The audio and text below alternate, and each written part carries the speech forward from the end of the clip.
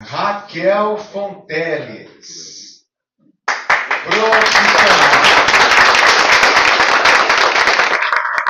profissional com mais de 18 anos de experiência em marketing, planejamento estratégico, que isso é muito importante para todas as empresas. Tem empresa pequena que fala assim para mim, planejamento estratégico, eu não faço, tem que fazer, porque senão a empresa morre, gente. Que mais? E comportamento do consumidor. Eu, por exemplo, como consumidor, tenho ficado muito bravo com grandes empresas que prometem entregar e não entregam, que eu devolvo o produto porque não é o produto que eu pedi, certo? Com formação em design de negócios, de moda, MBA em marketing e vendas, pós-graduação em psicologia e coaching e formada em psicanálise. Então, está aqui mais uma salva de palmas para elas. Muito obrigada, bom dia a todos. Todos e todas. Bom, primeiro eu queria muito agradecer a presença de todos vocês nessa manhã chuvosa de trânsito, por vocês estarem aqui. É um prazer enorme termos aqui conosco, o nosso primeiro Café com Negócios. E para falar de um tema tão relevante, que é como a apresentação do seu produto ou serviço pode refletir no seu negócio. Na verdade, esse é um tema que ele se faz necessário para todo modelo de negócio. Eu até coloquei aqui exposição, produto, serviço, vendas, e até na própria imagem eu coloquei alguns segmentos já de cara para dialogar com o que eu vou falar aqui e trazer alguns exemplos já colocando, né? Bom, já adentrando, a gente começa trazendo uma fala do Marcos Cobra, para a gente entender. O valor percebido é construído a partir da soma de atributos tangíveis e intangíveis, ou seja, aquilo que eu posso ou não tocar, associados à oferta, incluindo qualidade, marca, atendimento e imagem. Percebam, eu estou falando da exposição do meu produto. Quando eu falo de exposição do meu produto, que pode impactar diretamente no consumidor, pessoas também impactam na exposição do meu produto, quando eu coloco aqui atendimento, né? Quanto maior for a percepção de benefícios em relação ao preço pago, percebam essa fala, em relação ao preço pago, maior será a probabilidade de fidelização ao cliente. Eu vou repetir. Quanto maior for a percepção de benefícios em relação ao preço pago, não importa o valor, ele está percebendo a qualidade. Isso aqui que a gente tem que se atentar. Por isso que é tão importante trabalhar o que a gente está entregando. E aí, sobre percepção e valor agregado, quando a gente fala de produto, eu gosto muito dessa dinâmica quando eu trago essa temática. Você pagaria o mesmo valor nos dois produtos? A gente está falando do mesmo produto, é o mesmo cupcake. Vamos colocar aqui um valor simbólico, R$25. Certo? Vocês pagariam R$25 nesse cupcake da minha direita e da esquerda de vocês? Na unidade? Não claramente, né? Porque a exposição do produto gera valor agregado. Porque ela imprime qualidade na entrega.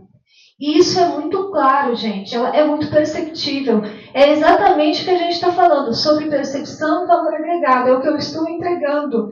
E isso a gente vai trazer vários exemplos para vocês.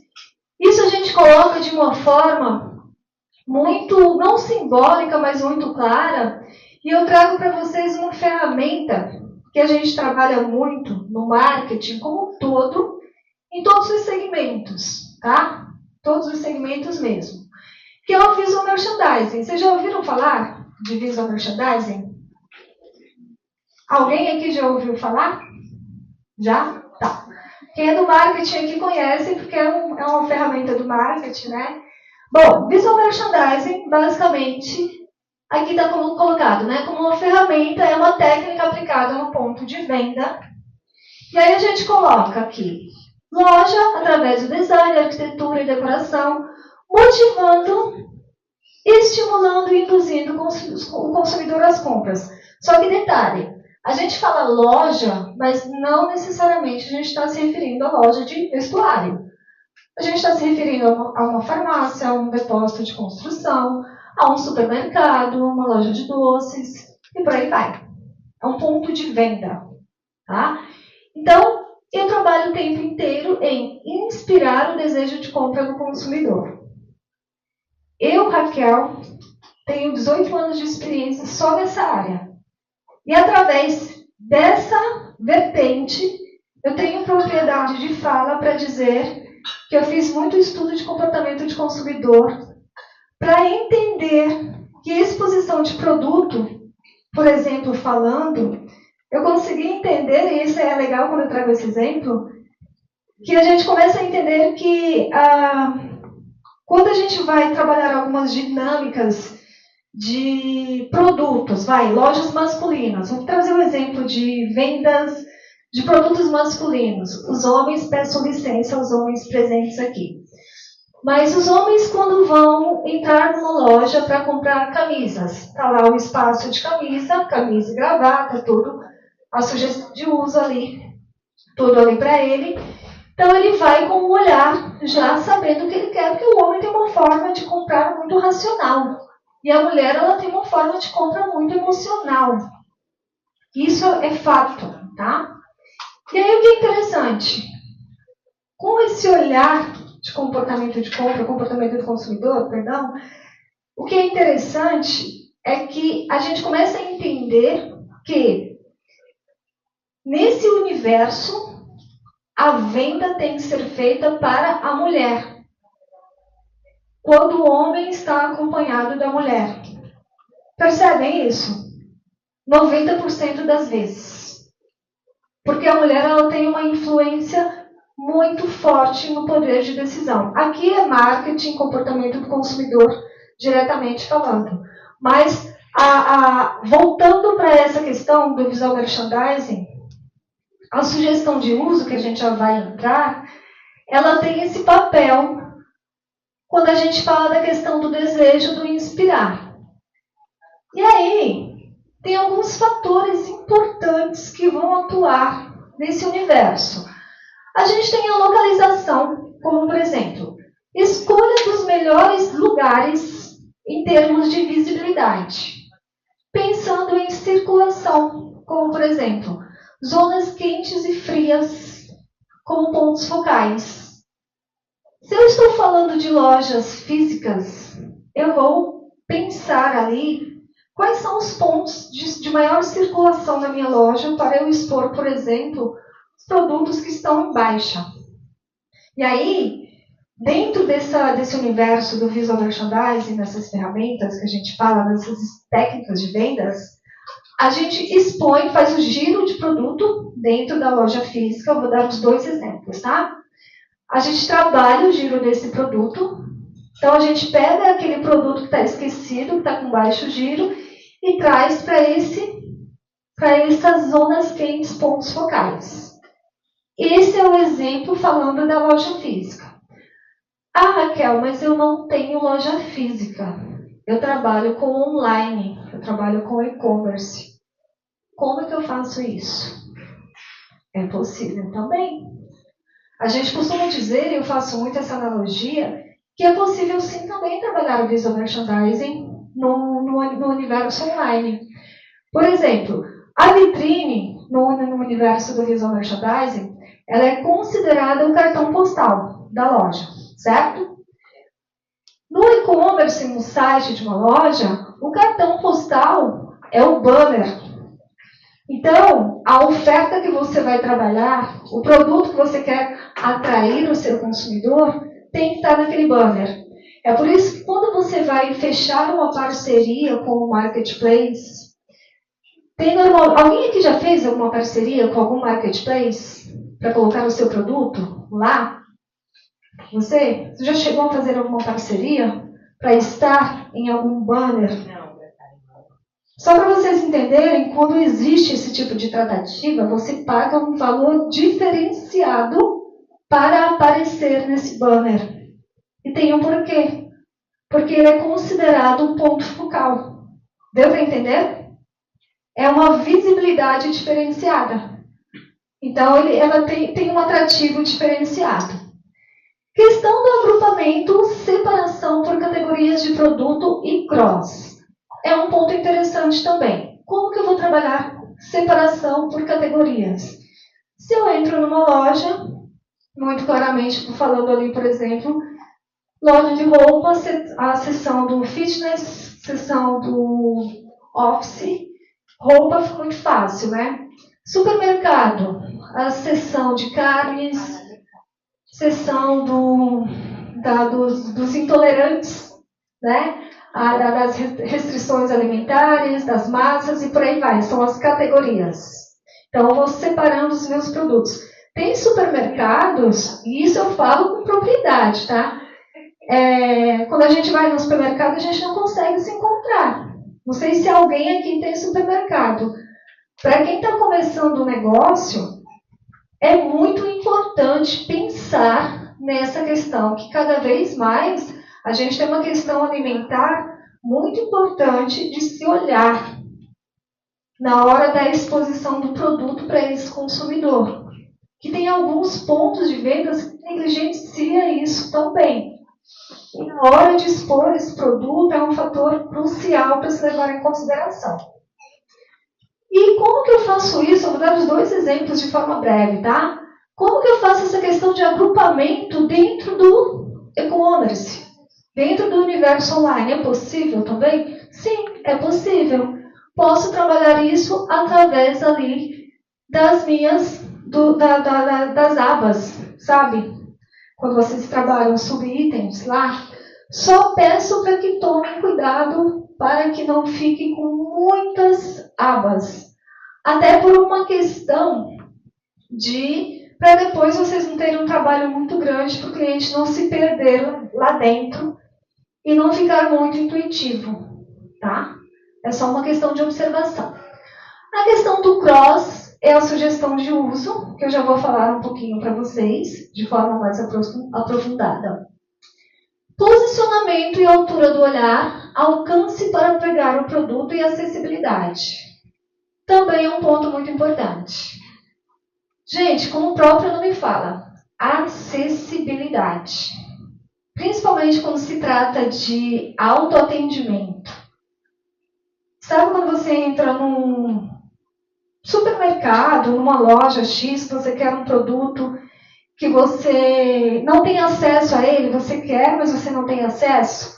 Tem loja que trabalha com estoque na loja, mas acaba o produto e está inacessível para o cliente, mas não foi reposto. Eu lembro que tem um supermercado, que eu não vou citar o nome por uma questão ética, que eles trabalham com caixas. Eu acho que alguém aqui deve saber do que eu estou falando. Eles trabalham com caixas nas prateleiras. Eles levam os produtos para as prateleiras e os produtos ficam nas caixas. E quando os produtos acabam, as caixas ficam vazias. E aí o cliente ele vai procurar os produtos, estão as caixas vazias. E é surreal isso, porque você fica tipo, como assim vai fechar o supermercado? E o cliente fica perdido. Além de denegrir a imagem do comércio, é ruim para a experiência do consumidor. Tá? Então não é legal. E aí, a questão do volume, quantidade de produto a ser exposto, também é uma questão a se atentar. A gente fala que tanto a falta quanto o excesso de produtos causam má impressão. Aí é colocado aqui, tudo que não é bem exposto não é visto, se não é visto, não é comprado. Ah, Raquel, mas como que eu vou trabalhar com grade? Se eu atendo a X clientes, como que eu tenho controle disso? Se eu tenho uma loja que eu tenho um estoque limitado, eu vou ter a margem disso. Por exemplo, Se a gente fala de lojas que têm filiais, estou dando um exemplo para vocês. Normalmente a gente tem uma menção que tem lojas PMG, que a gente fala por tamanho. Loja P vai receber uma grade reduzida, loja M, uma grade média, loja G e por aí vai. Mas eu sou uma empresa pequena, estou começando. Então eu já tenho um entendimento que eu não posso ter um estoque abarrotado. E o meu e-commerce? A Amanda trabalha com e-commerce, né? Eu tenho um exemplo muito legal para falar de e-commerce para vocês. Eu tive uma aluna, uma querida. Ela trabalhou muitos anos como supervisora comercial lá na região do Brás. Segundo ela, ela ficou velha para o mercado. Olha isso. Ela colocou dessa forma porque foi o que ela recebeu. Ela é uma querida. E aí eu achei muito bonito porque ela encarou o empreendedorismo de uma forma linda. Ela resolveu abrir uma marca de calças, de abrir uma loja, empreender. E ela vendia umas calças lindas. E aí ela começou a vender as calças no marketplace. E um dia ela estava ministrando um curso para ela sobre essa temática. E ela trouxe esse exemplo. Ela falou, professora, vendi, um cliente comprou uma calça. E aí ele fez a compra. E a logística do marketplace liga para mim e fala que não tem a calça. E aí eu falei, como assim se o cliente comprou e constou que tinha? Aí ela falou, fiquei numa situação que, como assim, eu vou ligar para o cliente, eu vou falar para o cliente que não tem o produto, vou pedir desculpas, vou desfazer a negociação? Não. Ela falou assim, eu vou aí no seu estoque, eu vou colocar ele abaixo e eu vou encontrar esse produto, porque se pelas minhas contas ele existe, ele de fato existe. Resumindo, ela foi lá, ela encontrou o produto e ela entregou para o cliente. Então, assim, ela tinha um controle desses produtos. Então, o que é interessante? Ela trabalhava, no caso, em cima de um controle rigoroso dos produtos dela. Então, eu consigo trabalhar tanto em cima, a Amanda vai falar provavelmente daqui a pouquinho em cima disso também, da nossa troca, mas é possível ter esse controle também no universo virtual, tá? Quando a gente fala dessa questão do volume. Então, a relação do VM com o produto é, basicamente, atrair, envolver, conectar, estimular, induzir e motivar o tempo inteiro. A gente fala que o VM é uma ferramenta silenciosa de vendas. Quando o VM é bem feito, já está 70% do trabalho feito para o vendedor. Porque o cliente ele já se atraiu pelo trabalho, pelo produto. Então, o vendedor só vai lá e termina de executar. Isso é muito legal. E aí, eu separei alguns fatores aqui, que como que essa relação acontece, né? Para acontecer, né? Se atrair, envolver, conectar no VM. Comunicação coerente, cross-merchandising e sugestão de uso, que a gente também chama de exposição refletida, imagens que traduzam qualidade, discurso de equipe alinhado com a marca, essa parte pega, viu? Já vou falar um pouquinho. E, basicamente, falando um pouquinho referente à comunicação coerente. Gente, trabalhar a comunicação no ponto de venda, seja ela qual for o segmento, qual for, requer muita atenção e respeito para o consumidor. Respeito é a palavra-chave. Eu coloquei essa imagem de forma proposital aqui, para vocês verem, porque tem uma placa de porcentagem, mas ela está muito ambígua. Porcentagem do quê? De quanto? Imagina, você está trabalhando, você está expondo o seu produto. Você está ofertando o seu produto. Você está expondo ele. Qual que é a a porcentagem que você está dando para o seu cliente? Qual que é a comunicação que você está emitindo para ele? Então, não tem comunicação coerente aqui, percebem? Ela deve ser clara e coerente referente ao produto e todas as informações que dizem respeito a ele, que forem relevantes ao consumidor, sejam a partir dele, ofertas por tempo limitado, entre outras, devem constar na sua comunicação. Isso aqui é uma coisa que passa muito despercebido, tá? Em algumas marcas, mas é muito importante sempre ser trabalhado. Ok? Outro ponto, gosto muito, é uma das estratégias mais aplicadas em todos os pontos de vendas, independente do segmento. Eu acho que essa é a que vocês mais vão associar. Cross-merchandising, sugestão de uso, ou o que eu costumo dizer também, de chamar também de exposição refletida. Por quê? Vocês vão entender. Trata-se da sugestão de uso de seus produtos ao cliente. Como funciona? Se você tem uma mercearia e vende macarrão, por exemplo, como você vai no mercado, você pode expor ao lado um molho de tomate ou queijo ralado de uma forma estratégica. Se vocês observarem aqui, eu tenho uma exposição ali no frontal de uma camisa e uma bermuda.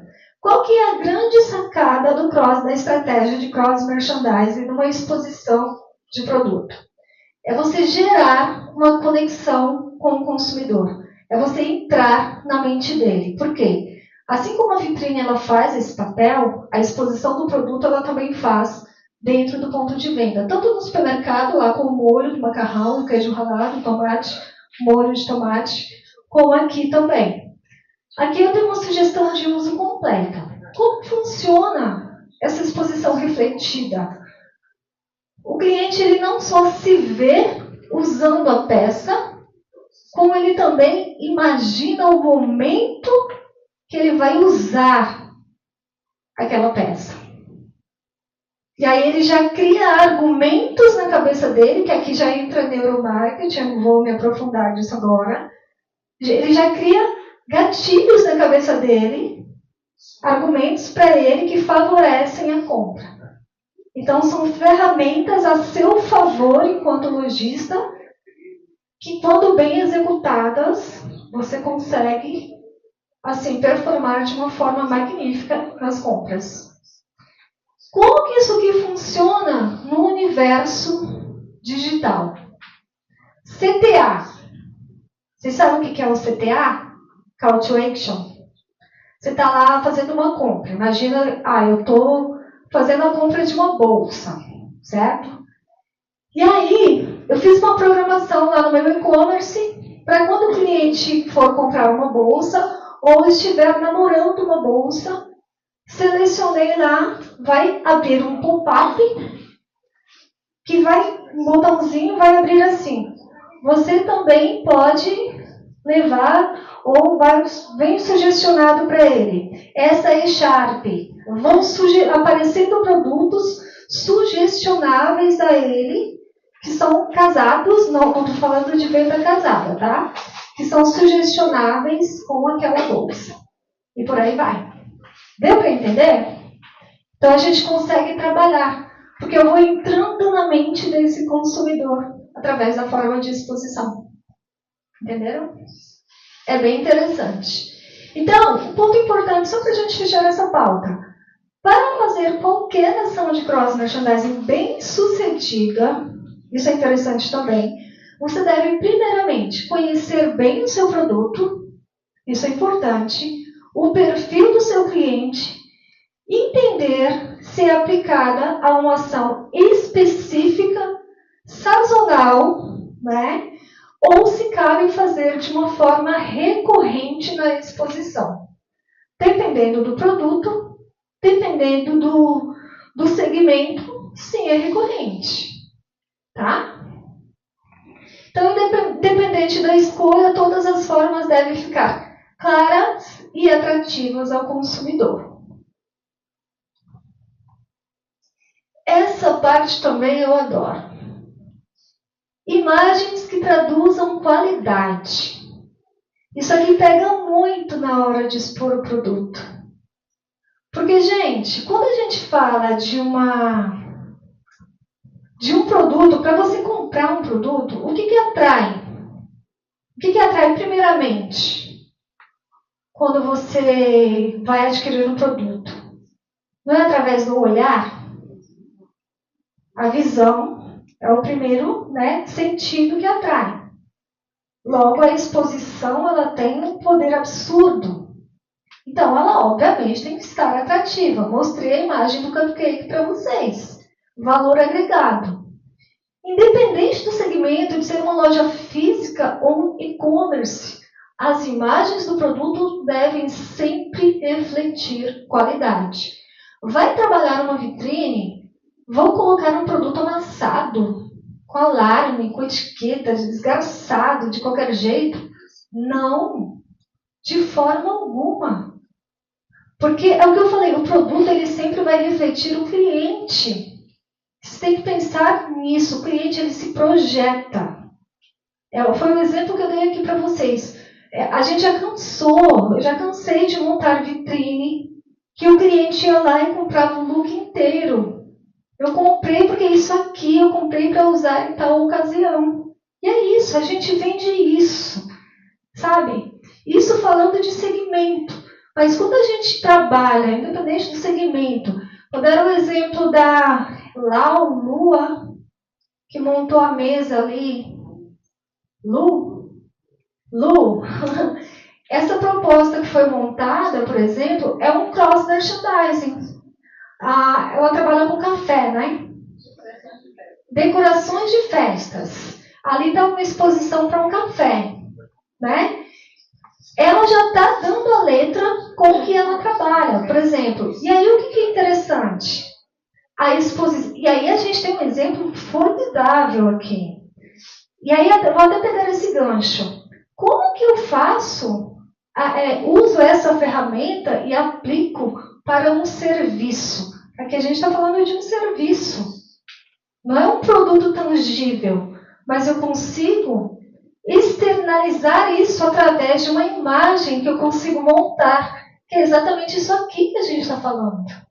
É exatamente isso aqui, ó. Se atende a pontos importantes como qualidade de imagem, ambientação que a imagem do seu produto é construída, ela construiu um cenário para expressar, construir uma narrativa em cima do produto dela, para expressar para vocês o serviço dela.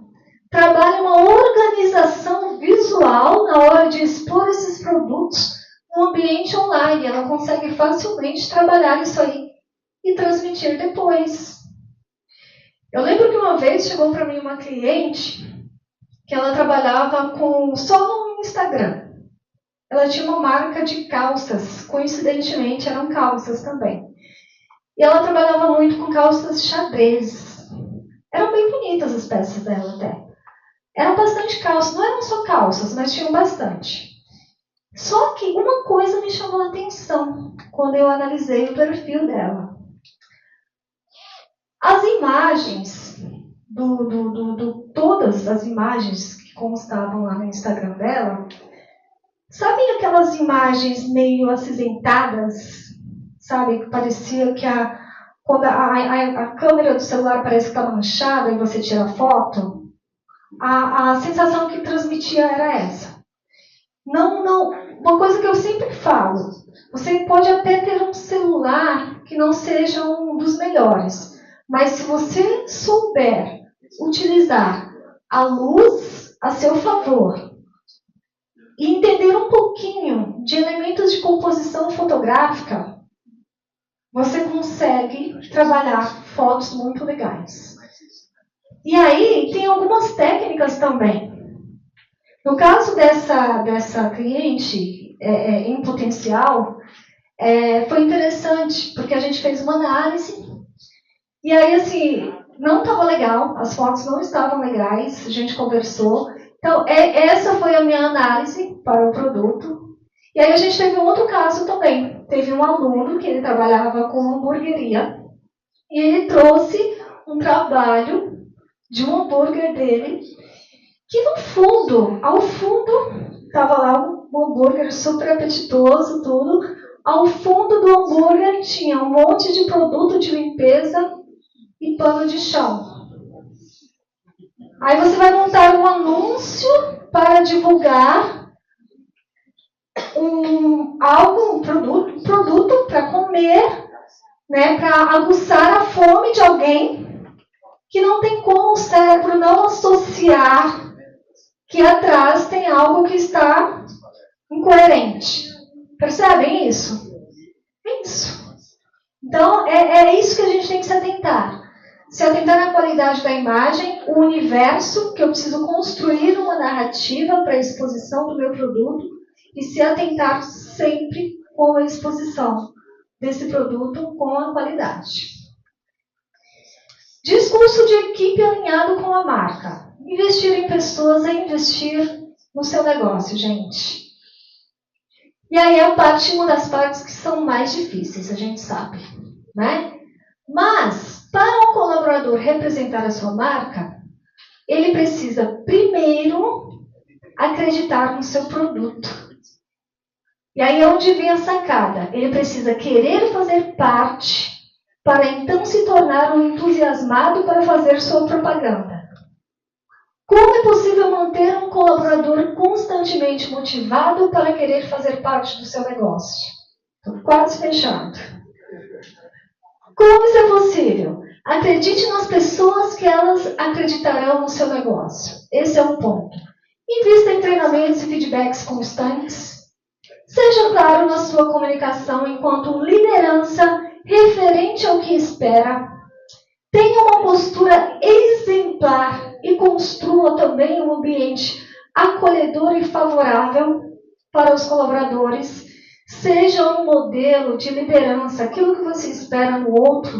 Inspirem pessoas para que elas queiram estar próximos ali no ambiente e queiram fazer parte do que vocês queiram que elas façam. Essa é uma dica, tá? Trabalhar ao lado de vocês. Uma fala que eu coloco muito, gosto muito dessa fala, aquilo que não te desafia não te transforma. Algumas empresas pegam alguns colaboradores, colocam eles em caixinhas e esquecem eles lá.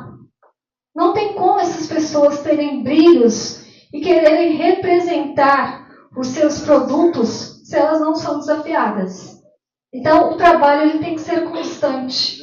O trabalho você tem que olhar para essas pessoas. Porque você lida, é um trabalho diário, você lida o tempo inteiro, tá? Então, é basicamente isso. Então, para a gente fechar, toda técnica de exposição de produto tem por finalidade promover as vendas para o consumidor. Uma boa exposição do produto lembra necessidades, facilita a compra e economiza tempo. Já para o lojista, cria fidelidade à loja, atrai, obviamente, novos consumidores por conta da experiência, aumenta a lucratividade e valoriza o espaço da loja. Bom, como já me sinalizaram o tempo, né? Eu até tinha mais algumas coisinhas para trazer como exemplo. Cortou? Não. Não está indo o último? Ah, tá. Agora foi. Eu acho que é aqui. Só tem uma última coisa que eu queria falar, dá tempo? Tem uma coisinha que eu queria falar sobre todo esse processo de exposição de produto. Gente, para a gente querer que o negócio dê certo, e quando a gente fala que pessoas, que eu diria que é uma parte mais delicada, quando a gente fala que nesse molho todo aqui que eu falei, pessoas para representar os nossos produtos, os nossos serviços e trabalhar, compor a nossa equipe, é um pouco complexo, né? Mas não é impossível. Na psicanálise a gente fala que existe o processo da transferência. Eu uso muito esse exemplo porque eu gosto muito. Sabe quando a gente vai no dentista? Não sei se tem algum dentista aqui. Mas eu não sei quem aqui vai feliz da vida para o dentista. Uau, hoje é o dia, eu vou para o dentista.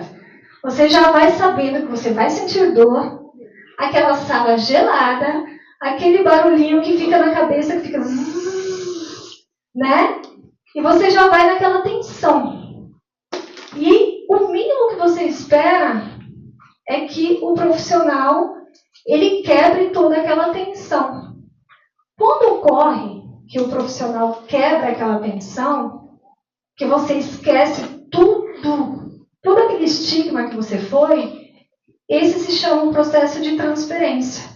Porque você depositou a confiança nele e você esqueceu tudo aquilo que você tinha.